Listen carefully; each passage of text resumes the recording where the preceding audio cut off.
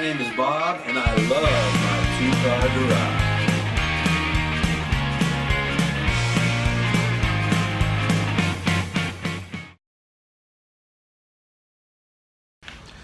Alright, well, it has been decided that this piece of metal right here is just way too messed up to try to attach these legs to. So, after my discussion with my expert friend Al, I made a nice template out of wood, and then I went down to Industrial Metal Supply and I bought a piece of 1/8 inch steel, and I'm going to round these corners off right here. He was able to snip it for me. I'm going to put a radius on the corners, and then we're going to braze our legs to this metal plate. We'll just set the whole stove on top of the legs brazed to the metal plate.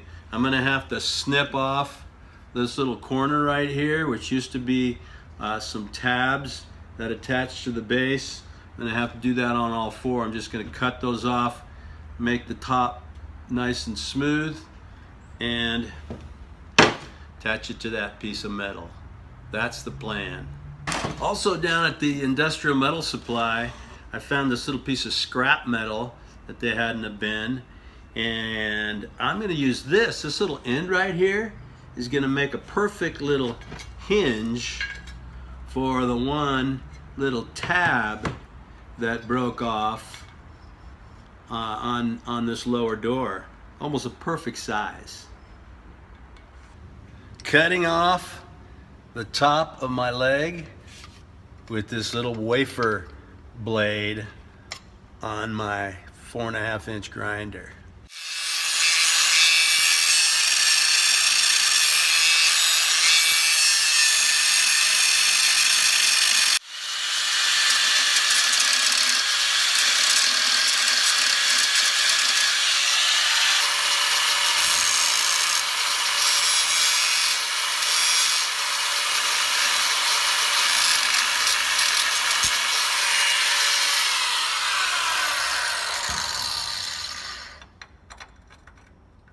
Yeah, it wasn't so bad.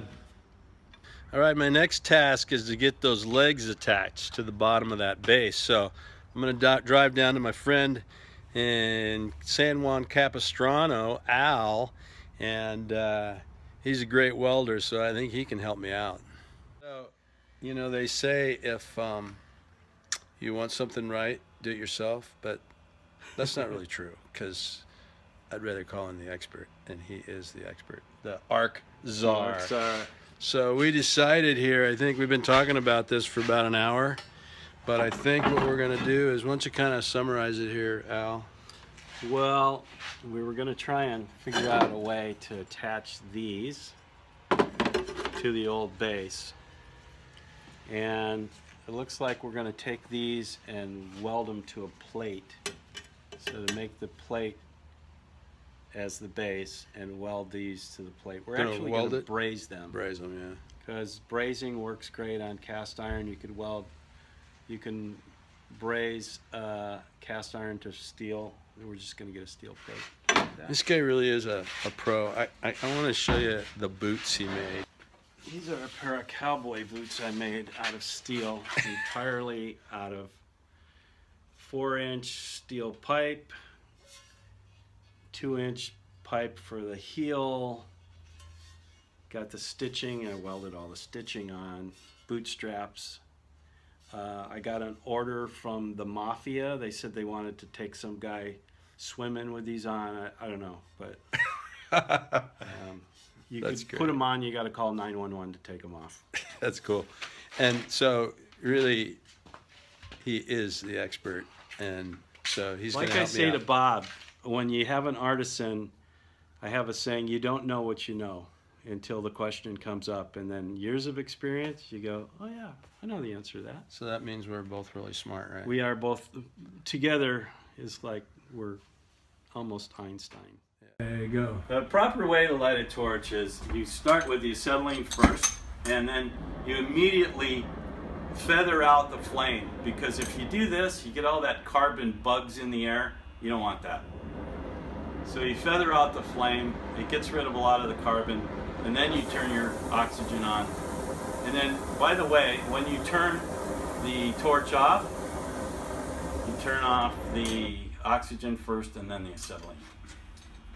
But you don't want that carbon debris in the air, because if there's a paint shop nearby and it gets all that black stuff on some guy's paint job, he's not going to be happy.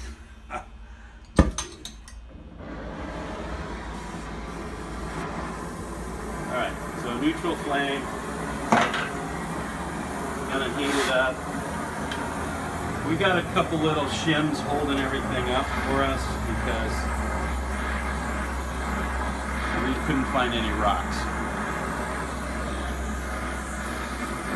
Get it cherry red and then start applying the brazing rod. These two metals heat up at a different rate as the cast iron heats up a little different than the plate, but we can still bond them together.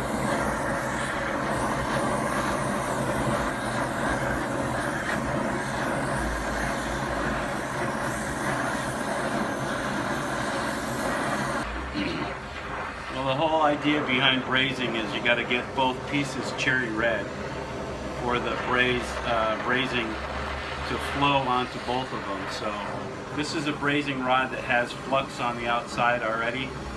A lot of brazing rod comes bare and you have to dip it in a little container of flux, but this one I like better because it has the coating already on it. So I think we might be good on the inside of this already, Bob. Cool. All right, well, it's always a pleasure to work with somebody that knows what they're doing, and you always learn a lot. So we got a lot done. We got all our plates brazed in place, and they look like they're going to hold really well. So that was great. Did our brazing there. We were also able to braze on this little piece of hinge that I manufactured, and I still need to drill it, but that guy's ready to go. And then I was able to actually cut a piece of metal plate just with his little wafer grinder, his cutter, and we brazed that in place. It's almost a perfect fit. So this is getting fun. We're about ready to put this thing together. I'm not an expert at welding, so there are probably other places where you can get more technical information about welding and brazing.